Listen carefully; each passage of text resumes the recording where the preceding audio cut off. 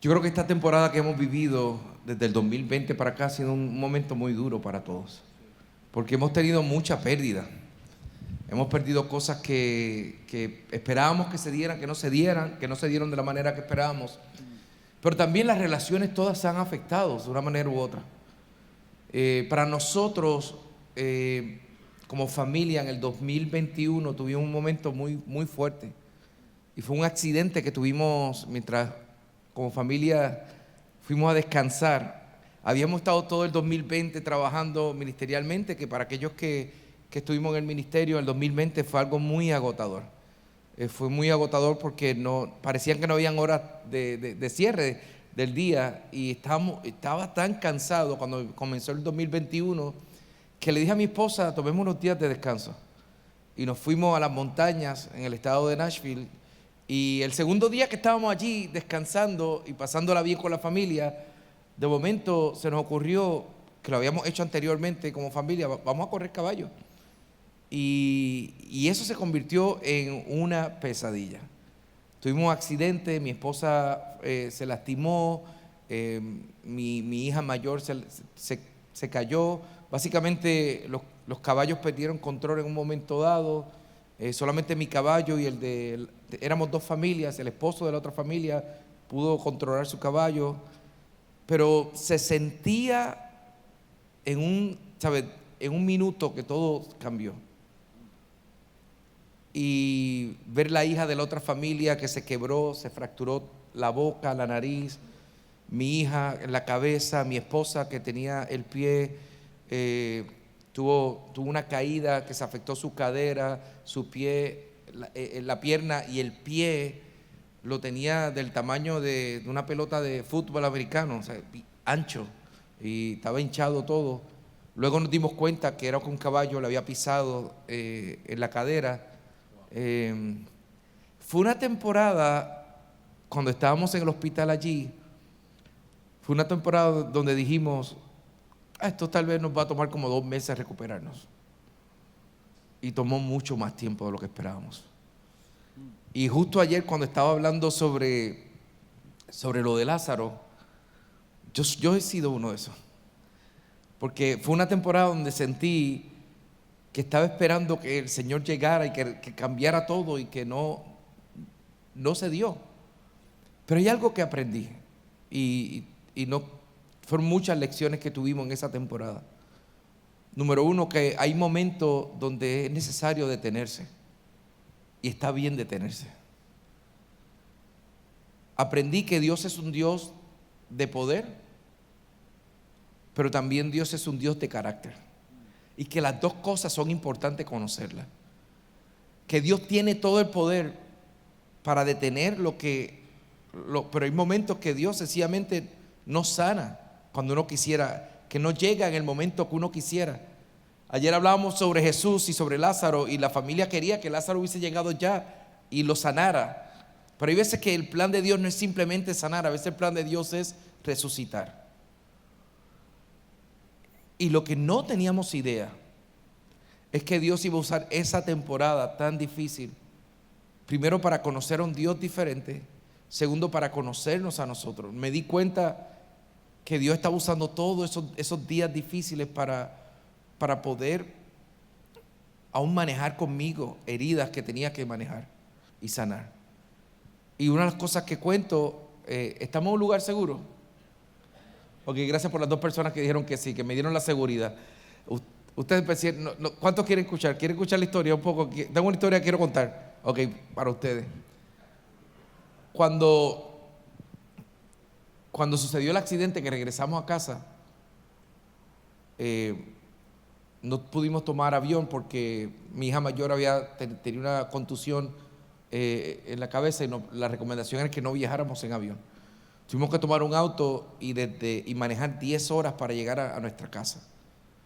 Y estamos en una camioneta, mi esposa así acostada, mi hija también acostada, y yo estaba manejando, y mientras estaba manejando lo único que hacía era llorar y llorar, y preguntarle al Señor: Señor, tú pudiste haber detenido que esto no sucediera. Lo único que queríamos era descansar. Y ahora regreso a casa con más trabajo.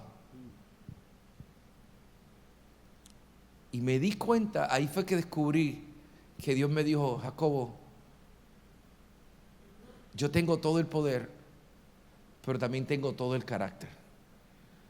Y todo el carácter, cuando el momento Dios, uno no ve todo lo que uno quisiera ver del poder de Dios, tenemos que regresar al carácter de Dios. ¿Quién es Dios? Y Dios me dijo: te voy a cuidar, te voy a proteger y voy a estar contigo. Te voy a mostrar quién soy yo para ti y quién tú eres para mí. Hay una historia preciosa en Isaías 6 que dice: en el año que murió el rey Usías vi yo al Señor. Y hay una cosa preciosa cuando pasamos momentos difíciles, es que tenemos una oportunidad única de ver al Señor. Y ese día me di cuenta que Dios me estaba invitando a verlo. La realidad que yo pensé, tal vez no en 2 meses vamos a estar bien, tal vez en 3 meses. Pastor, no fueron 3 meses, 4 meses, 5 meses, fueron 10 meses donde mi esposa se le estaba haciendo difícil caminar. Y yo por varios meses tenía lo que se llama PTSD, que era el trauma, el síndrome postraumático, que era que de noche me despertaba y gritaba, porque soñaba que estaba en el mismo escenario que se repetía una y otra vez. Y al principio les confieso que me costaba decirlo. No sabía cómo compartírselo a mi esposa, porque decía: ella no necesita saber que yo estoy pasando por esto. Pero un día tuve que atreverme a decir: estoy pasando por algo difícil. Tal vez no es lo mismo que tú estás viviendo, pero estoy pasando por algo difícil, necesito ayuda. Y necesitamos, en ese momento nos rodeamos de gente que nos escuchó, que oró con nosotros, consejeros. La iglesia nos puso personas que pudieran, psicólogos que nos ayudaran a manejar el asunto. Todo porque me di cuenta que había una herida de mi niñez que no había atendido. Es una herida de sentirme que en cualquier momento mi mundo podía cambiar y yo no podía controlar nada, y tenía esta sensación que tal vez Dios no iba a cuidar tanto de mí. Pero esas son mentiras que el enemigo pone, porque cada evento traumático que uno vive en la niñez o en la vida de uno, el enemigo es muy astuto para susurrar mentiras y decirte: no confíes más, ves que nadie va a saber lo que tú estás pasando, no hables, porque si hablas. Y a cada una de esas mentiras tenemos que ser capaces de enfrentarla. Y la palabra dice: conoceréisla y os hará libre. La verdad no es simplemente un argumento, la verdad es una persona. Por eso Isaías conoció la verdad: en el año que murió el rey Usías vi yo al Señor. Y cuando uno ve al Señor en medio de un momento difícil, la perspectiva de Dios cambia, la perspectiva de uno cambia, la mirada de lo que te rodea cambia, todo cambia. Al finalizar este año, nuestra familia tuvo la oportunidad, está hablando, ya ha pasado 1 año y medio, y tuvimos la oportunidad de sentarnos a hablar nuevamente sobre lo que pasó, porque me di cuenta que una de las cosas que tenía que hacer era ser activo para que mi familia pudiera sanar de eso.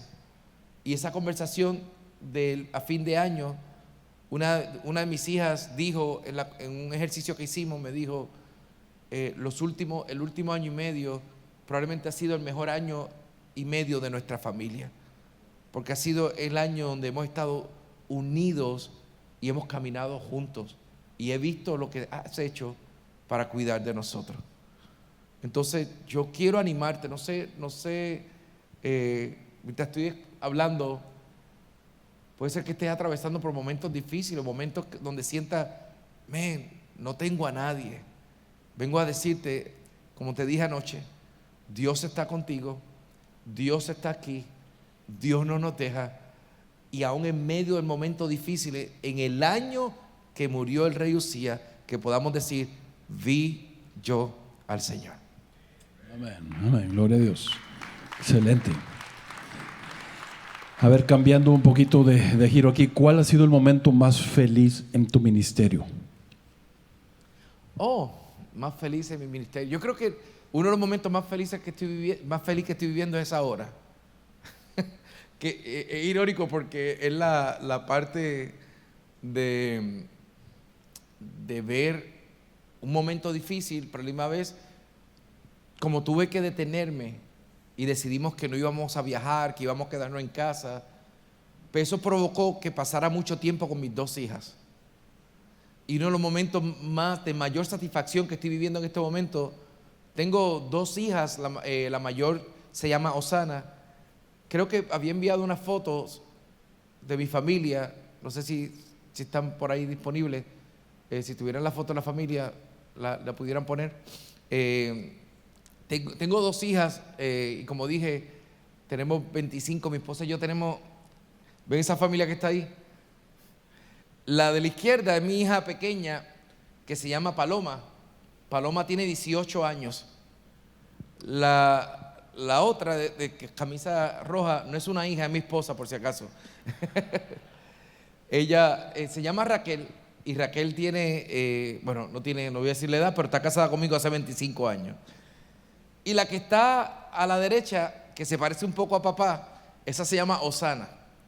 Como pueden ver, soy el único hombre en la casa. Por favor, oren por mí porque esto no es fácil. ¿Hay alguien más que está en el club, en ese mismo club? Estamos orando por ustedes. Al finalizar, vamos a hacer una rueda de oración, bendición y liberación para ustedes. Pues esa es la familia que Dios me regaló. Y en esta temporada, una de las cosas más preciadas que estoy disfrutando es poder ver a mis hijas descubrir su fe. Y ha sido un caminar interesante porque es muchas conversaciones. Es que su fe no sea nuestra fe solamente, sino que ellas hagan su propia fe y su propio caminar y que descubran que Dios es real para ellas también. Ver a mi hija mayor, tener preguntas y sentarme con ella, ver a mi hija pequeña también entrar en el ministerio y que Dios le hablara. Mi hija mayor está en la universidad estudiando música, mi hija pequeña iba para la universidad, se graduó de preparatoria, de high school, y cuando terminó sintió de parte, la aceptaron en la universidad de música para estudiar música, y un día llegó a casa y me dijo, papá, creo que quiero servir en el ministerio, y creo que voy a coger una pausa y no voy a ir a la universidad, y no sé si vas a estar molesto con eso, pero me gustaría dedicar un tiempo en la iglesia para descubrir lo que Dios quiere hacer conmigo. Y yo le dije, wow, increíble. Esta temporada que estamos viviendo con familia ha sido una de las más, le hablé de la dolorosa, pero también esto ha sido de mucha satisfacción. Mi esposa y yo cumplimos 25 años y ahora darnos cuenta que las pequeñas decisiones que tomamos desde el comienzo de nuestro matrimonio hasta ahora ha sido, vale la pena. Porque hay veces que uno está en el matrimonio y uno se pregunta, en realidad esto valdrá la pena, ¿sabes? Mantenerse, perseverar, y uno ve tantas piezas moverse alrededor de uno. La perseverancia tiene grandes beneficios, y la perseverancia da grandes resultados y una recompensa amplia. Así que te animo a perseverar. Mi esposo y yo hicimos una cena para celebrar los 25 años, invitamos a unos amigos cercanos en la ciudad, y cuando estábamos comiendo, nuestras hijas estaban contando qué ven en nosotros. Tuvimos una conversación preciosa, y yo salí de allí y le dije a Raquel, es bueno saber que todo lo que hemos sembrado está dando fruto y que no fue en vano. Y yo creo que es una de las bellezas, no solamente en nuestras hijas, en otros líderes, poder ver otros líderes levantarse, que uno invirtió en ellos. Estamos viviendo una temporada de comenzar a ver unos frutos muy lindos de todo lo que hemos sembrado, y creo que es una gran satisfacción. Gloria al Señor. Dios, entonces todo va para bien a los que aman a Dios. Yes. Una pregunta más, sabiendo lo que sabes ahora, ¿qué te dirías a ti mismo cuando comenzaste el ministerio? ¿Cuánto tiempo tenemos? Sabiendo lo que sé ahora,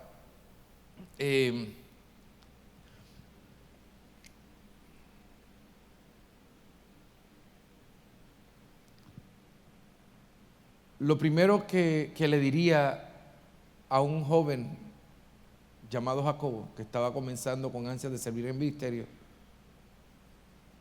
recuerda siempre que se trata de Dios.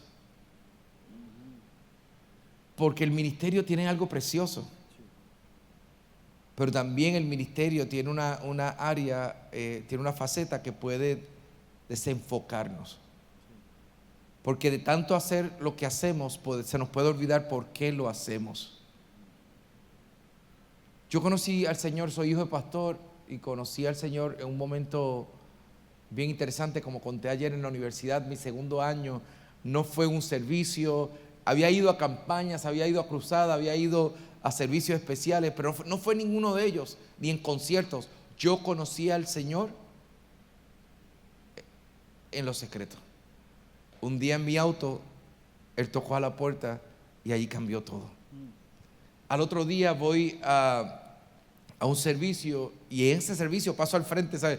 Yo no sabía ni lo que estaban predicando, pero yo quería hacer pública la decisión que había tomado en lo secreto. Yo le diría a Jacobo, recuerda de quién se trata todo. Cuida tu mirada. Enfócate en el Señor. Una de las cosas más lindas que uno ve en el ministerio es ver lo que Dios hace en la gente.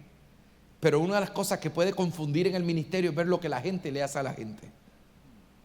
Y muchas veces estamos tan enfocados en lo que la gente hace a la gente que se nos olvida que Dios sigue estando presente y que Dios sigue estando con nosotros y Dios está obrando. Lo segundo que le diría a un Jacobo es, por más pequeño que parezca, nada que se pone en las manos del Señor es poco.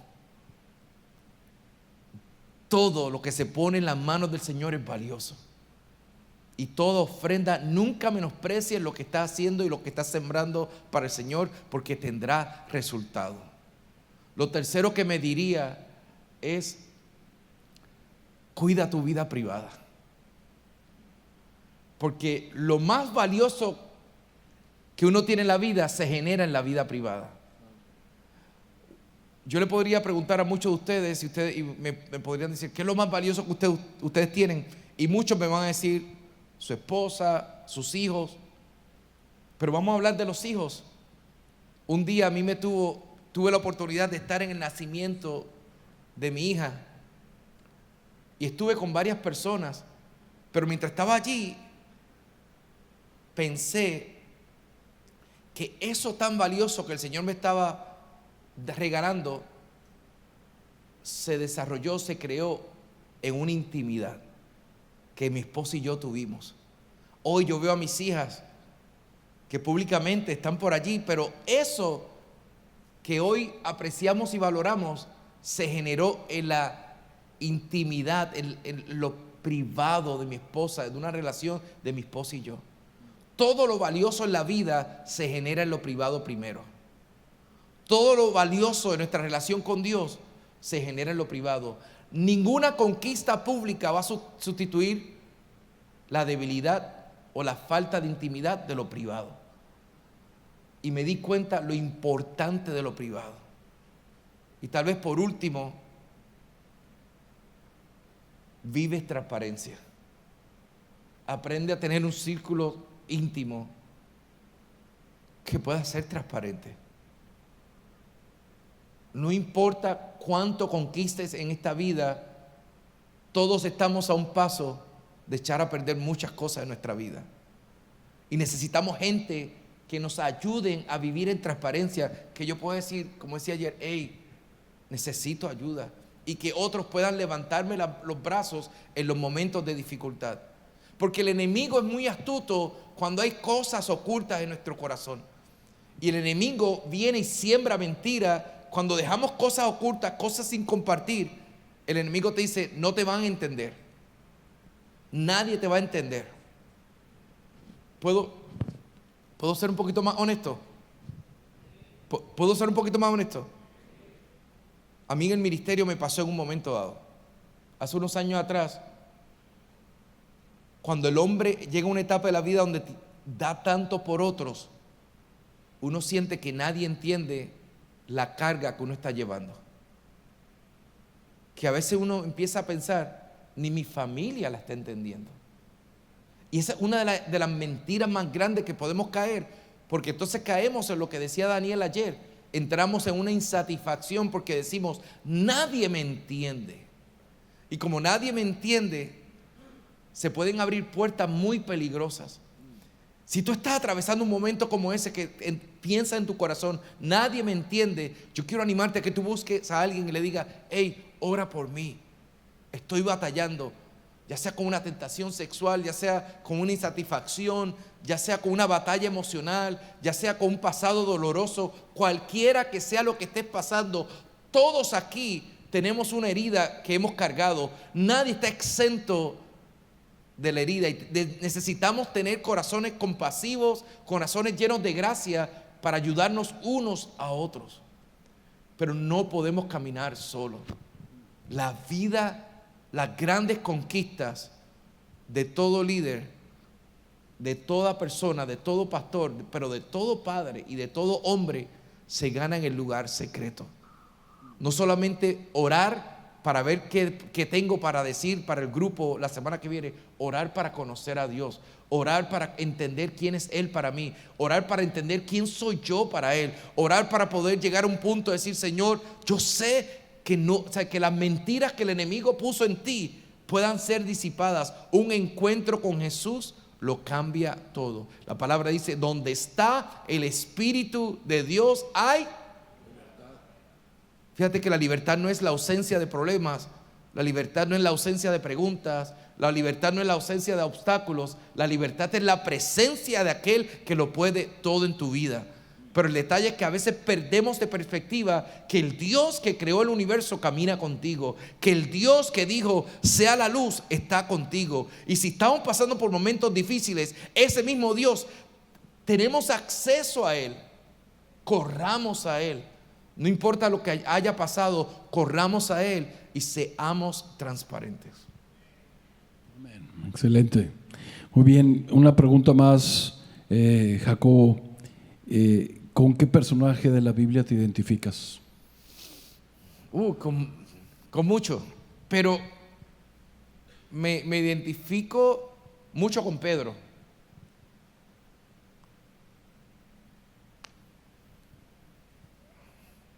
Me identifico mucho con Pedro. Tal vez en una etapa de mi vida te diría David, porque quería crecer como adorador, como ministro, pero en esta etapa me identifico con Pedro porque Pedro es uno de los personajes más humanos, pero a la misma vez más divino que vemos en la Biblia. Cuando digo más humano, es uno de esos personajes que negó al maestro. Es el personaje que en un momento dado estuvo dispuesto, ya me rendí. Y Jesús fue a visitarlo. Y cuando estaba allí en la orilla, que estuvo a punto de dejarlo todo, Jesús le dijo, ¿me amas? Y cuando le dijo, ¿me amas? Es bien interesante porque Pedro le contesta, sí, tú sabes que te quiero, dice el original. ¿Cuántos están casados aquí? Ok, ahí va, habemos bastante. Ustedes van a saber que si una esposa te pregunta, ¿me amas? Y le contestamos, yo te quiero. Esa noche va a ser difícil. Porque hay una gran diferencia entre amar y querer, ¿verdad que sí? Porque amar requiere compromiso, querer un anhelo.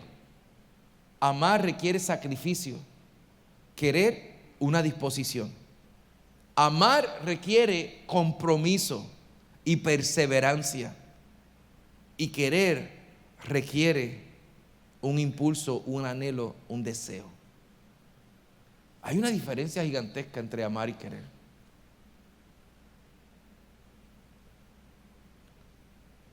Y yo creo que esa pregunta para mí en los últimos años del ministerio, al principio, todo ministro que se levanta empieza diciendo, yo no puedo. Y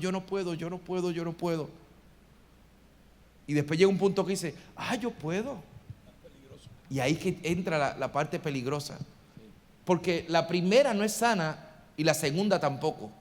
La tercera es la que todo lo puedo en Cristo. Lo que puedo y lo que puedo hacer, solamente lo puedo hacer a través de Cristo. Y Pedro, estando allí en la orilla, se encontró con esta realidad de que no amaba a Jesús como él pensaba que amaba a Jesús. Y muchos de nosotros nos hemos tenido que dar cuenta que no somos tan fieles como quisiéramos ser, que no somos todo lo que quisiéramos ser, pero aún así eso no nos aleja de Dios. Jesús se acercó a él y Jesús le dijo: ¿me amas? Dijo, y al final, cuando se da cuenta, dice que Pedro se puso triste. Y cuando Pedro se puso triste, uno pensaría que Jesús hubiese dicho: ah, bueno, está bien, nos vemos, tú no puedes amarme, tú no estás seguro de mi amor, pero no voy a contar contigo. Pero esa no fue la respuesta de Jesús. Jesús le dice: apacienta mis ovejas. Porque en ese momento Pedro se dio cuenta que no se trataba tanto de cuánto él amaba a Jesús, sino de cuánto Jesús nos ama a nosotros. Y de tener ese entendimiento de que Dios te ama, que no importa lo que hayas atravesado, no importa lo que estés atravesando, Dios te ama tanto que no te va a dejar. Dios te ama tanto que va a caminar contigo. Dios te ama tanto que va a visitarte en la orilla y va a tener una conversación para cambiarte. Dios te está diciendo: todavía cuento contigo.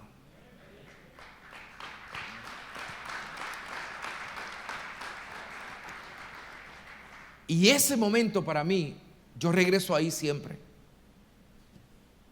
Y regreso ahí y le digo: Señor, hay veces que siento que te amo, pero hay veces que no estoy seguro cuán fuerte es mi amor. Pero yo no quiero depender nuestra relación en cuanto yo te amo. Yo quiero que nuestra relación dependa en saber cuánto tú me amas a mí. Porque si yo sé cuánto tú me amas, yo puedo responder en amor.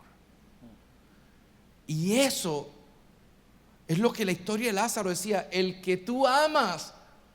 Por eso es que María y Marta apelaron al amor de Jesús y no al amor de Lázaro a Jesús. Jesús es el que tú amas. Y hay muchos de nosotros que estamos batallando en vidas personales y en situaciones personales porque estamos tratando de hacerlo en nuestras fuerzas. ¿Cuánto yo amo a Jesús? En lugar de empezar desde cuánto Jesús te ama a ti. Y si tú sabes cuánto Jesús te ama a ti, amarlo es cuestión de entregarse. Lo otro es tratar de pelear con una humanidad que es caída. Pero cuando Dios habita en nosotros, cuando Dios es el es el rey y es el centro de nosotros, cuando sabemos que el amor de Dios es mayor de lo que yo merecía, de lo que yo podía imaginar, yo puedo entonces decir: Señor, heme aquí. Y un hombre que había negado a Jesús, un hombre que había estado opuesto, bueno, no estoy señalando al pastor, estoy señalando a Pedro. El Pedro que había negado a Jesús, Pedro que había cometido errores, Pedro que había, tantas cosas que había cometido, de momento se encuentra en que su capítulo parecía que estaba terminando todo. Y Dios le dice: cuando yo entro a tu historia, cuando parece que todo está terminando, yo puedo abrir un capítulo nuevo. Y yo quiero compartir algo, pastor, si me da un minuto rápido. Yo quiero compartir porque anoche cuando llegaba al hotel, yo sentía que Dios ponía en mi corazón una palabra para alguien o personas que están aquí. Yo siento que hay gente que está como Pedro. Y Dios me ponía en el corazón: hay hombres que sienten que echaron a perder todo. Que tal vez la relación con tu esposa no está en un buen lugar. Y que parece que el matrimonio está en un hilo. Puede ser que tus finanzas, tu vida profesional está en un hilo porque tomaste decisiones y te alejaste de lo que un día dijiste que nunca iba a hacer. Pero yo vengo a decirte en esta hora, en esta mañana: aquel que comenzó la buena obra en ti será fiel en perfeccionarla. Aquel que está contigo no te dejará. Aquel que dijo, yo soy tu Dios, no te dejará. Aquel que dijo un día que te amó, está contigo, estuvo contigo y estará contigo todos los días de tu vida.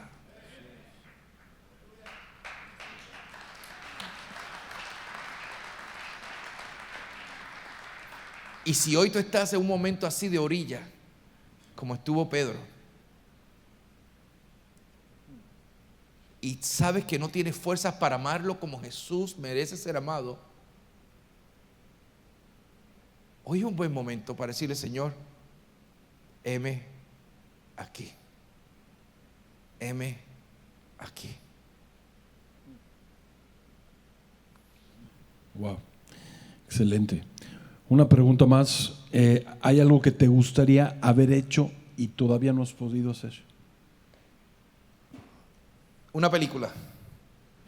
He tenido la oportunidad de escribir canciones. Siempre cuando era niño soñaba con escribir canciones. Y es interesante porque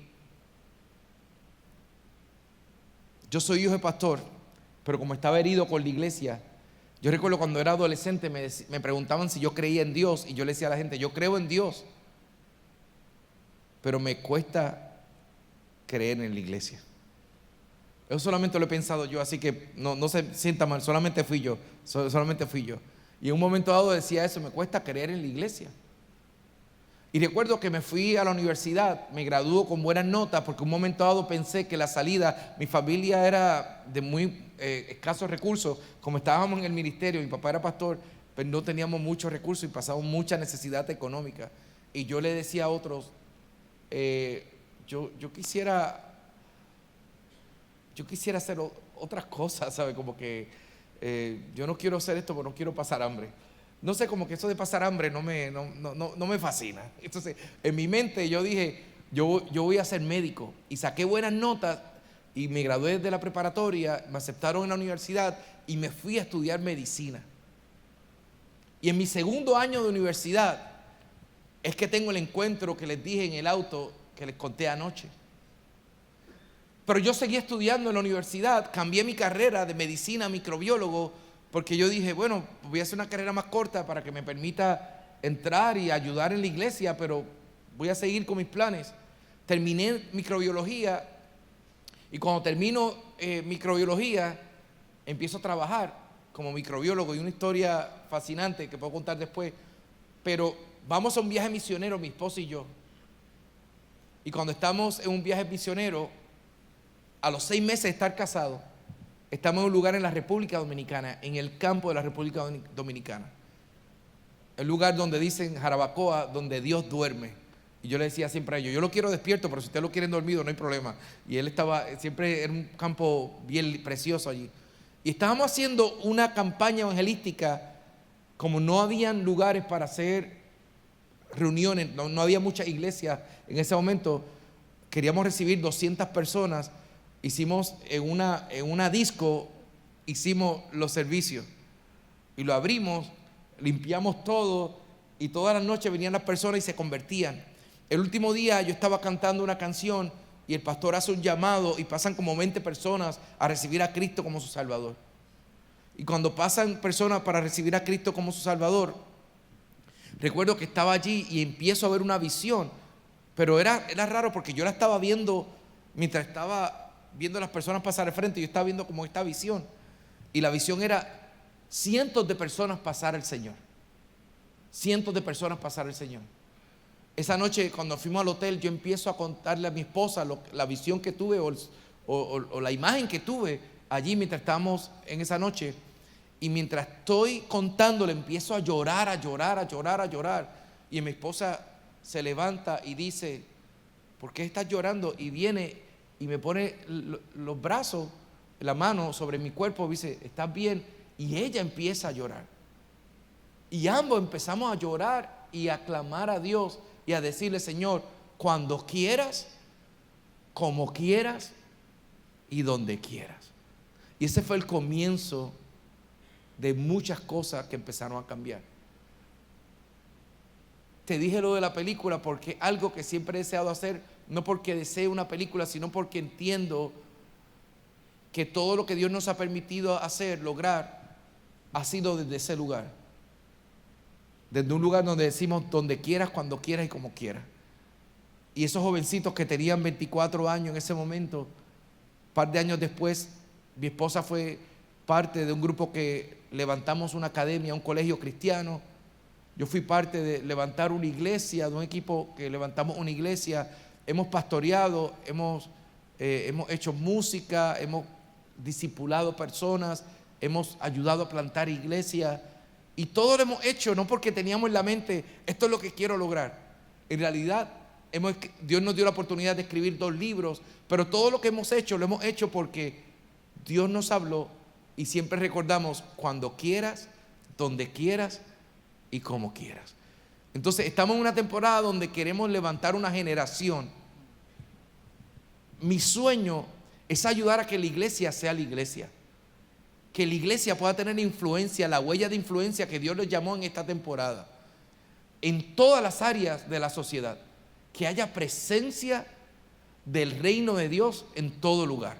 Y que en todo lugar se sepa que hay Dios entre nosotros. Que se sepa en Monterrey, hay Dios en Monterrey.